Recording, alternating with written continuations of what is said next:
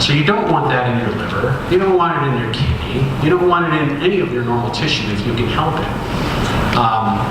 This was the early stages of chemo, and so it does go everywhere, and people lose their hair, people have bad gastrointestinal toxicity, throw up, and these are tissues that kind of are replaced faster than some of your other tissues. And so you get this toxicity because the poison is not targeted, it goes everywhere. And in the old days, this is a kind of a famous phrase, it's let's kill the tumor before we kill the patient. It's amazing, I'm involved in clinical trials, and it's very saddening if someone on the trial dies due to our therapy. And we fortunately haven't seen that, but there are lots of therapies that are being tested right now that do cause death because it's too toxic. So the better way is targeting the drug, and in using the same illustration, you inject that red drug, and instead of going everywhere, it just finds the tumor. That's what we want. That's the goal. How do you accomplish that? So before any of you were born, talking about the students, and probably just everybody else in the room, published a paper with Phil Lau, who is my mentor from Purdue. I went to graduate school at Purdue. And I came up with this way in his laboratory of delivering molecules into cells and I think you'll be able to relate to this. It's sneaking the drug into the cell. The cell doesn't know it's going to get it. And I'll explain how that works in just a second. But what I did is I took something that every one of you gets every single day. That's a vitamin.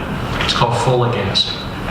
If you look on your cereal box, it'll be one of the many things that's added to your cereal to fortify it. It's also added these days to breads and pastas and so forth. But what we found out is that this form, obviously introducing chemistry, many of you probably have had chemistry already, this is what folic acid looks like at the chemical level. And what I knew is that this portion of the molecule, all the way over here, that was responsible for binding to a cell surface receptor called the folate receptor. However, this part was not. And so what I invented is a way of attaching drugs to that site such that I didn't disturb folate's ability to bind to its receptor. Turns out that folate's receptor is highly specific for cancer. There's another way that this vitamin gets into cells, but conjugating, and that's a fancy word of attachment, conjugating something to that site made that vitamin impossible to get into normal cells unless it had the folate receptor, which the expression of this receptor was really unique. It was more geared towards being on cancer. And so if you consider this as the surface of a cell, a cancer cell, and this is the receptor, we want to target. We want to sneak that drug into the cell. The cell thinks it's getting a vitamin to help it. And folate happens to be a very important vitamin for the cell to be able to make DNA. And think about it. If it's a cancerous cell, that cell wants to divide, keep dividing. But before it divides, it has to double its amount of DNA, right? If it doesn't have folate, it can't. I'm advancing myself here, sorry. So here is a derivative of folic acid, and I put in blue the extension of that one site. These are just 3 amino acids. We don't need to go into the detail, but those 3 amino acids were selected specifically because they can wrap around what the fancy word is called chelate. The chelate technetium. Technetium is a short-lived radioactive atom. It's used for nuclear imaging. You ever go to a hospital and see nuclear medicine and all that? This is part of that. This is imaging. And we created this compound. It's called EC20 or etarfolitide. I may use both interchangeably. And the idea is if a cancer cell has the receptors on the cell surface, we want to park EC20 on that receptor.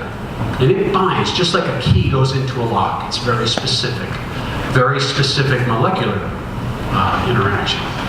So having done that, we can give mice tumors. We typically put them on their back flank area. These are human tumors, and we have special mice that allows those human tumors to grow on those mice, and it will eventually kill the mice if they're not treated or cured by some other means.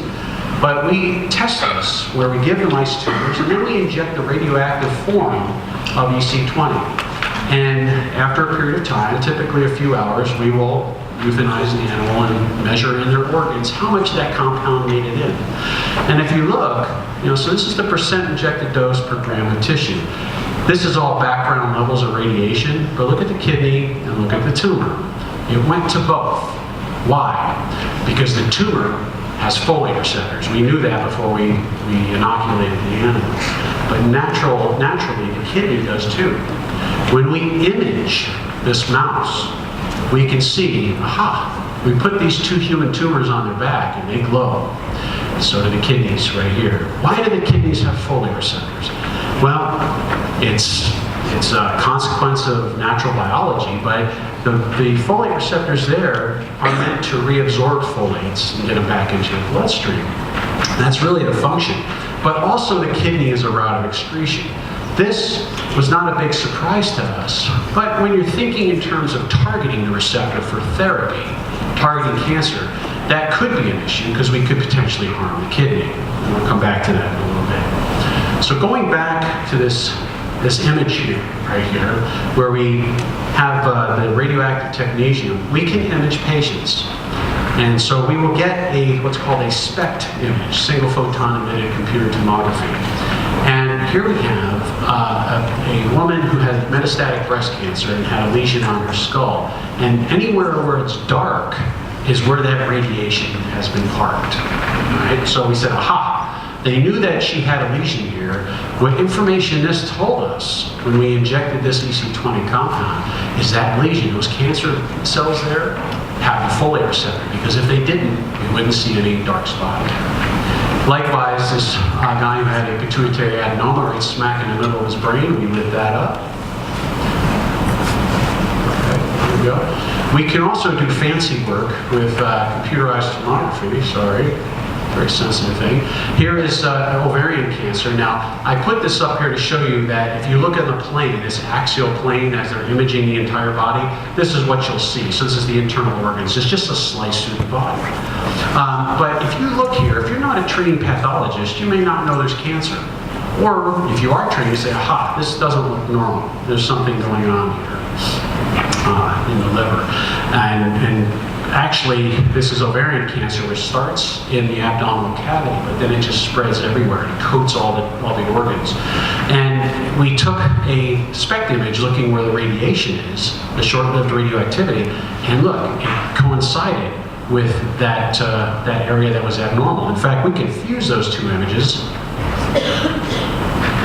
and put some fancy color around it to really make it obvious where the cancer is. This helps the clinician. It says, this is where it is. It may help them even cut out the tumor if they can, if that's an option. So we have used our, this is awfully slow, I apologize. There we go. We've used this knowledge of imaging to develop drugs to target, to kill the cell, to kill the tumor. And what we came up with was something called an SMDC, which stands for Small Molecule Drug Conjugate. It has 4 different modules.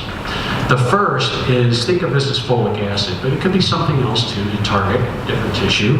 Because why? Well, the cell wants this. The cell wants this. It doesn't care about this. In fact, it doesn't want that because that's going to kill it. So we attach that potent drug, or in some cases we'll call it a warhead. And we use fancy words too. So we attach this drug to the targeting ligand. The chemistry of how we attach those two is very important. Not important for today's discussion, but it is important on how you connect them. So those of you that are interested in chemistry, contact me. I can talk to you more about this. But what happens, and if I can have you press the button, this is a video of what we know goes on. So here we have the SMDC. It's approaching this tumor cell that has a folate receptor. And it's going to bind just like a key going into a lock. It's going to trigger this membrane to pinch inward. And that process is called endocytosis. That's the company, we derived our company name from that, endocyte, as you can see. So these vesicles come in here, and through those chemistries that I didn't really go into detail, what happens is once it's inside the cell, the conjugate breaks apart. And the drug, in this example, is going to go in the nucleus and kill it, or stop DNA synthesis and so forth. And the green tumor cells get killed, whereas the blue normal tissue is fine.